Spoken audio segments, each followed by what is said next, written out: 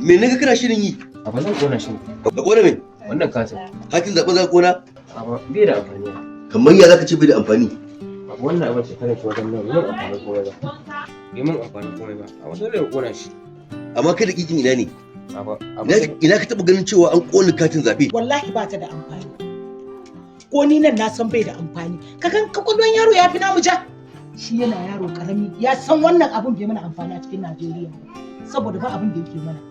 Ka je ka gama wahala.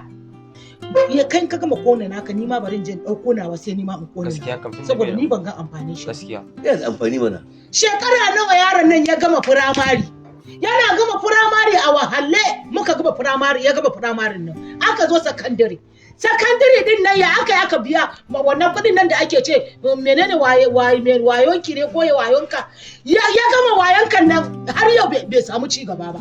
A yanzu a ce wai yaron nan ba zai kona takardar nan ba wallahi ka gama kona naka ni ma kona nawa zan yi. Ya samu ya gama da kyar ya aka ya gama sakandare din. Result din shi an bashi saboda ba mu da kuɗi. Ke fa kina kallo a cikin damuwa na bar gidan nan. Yanzu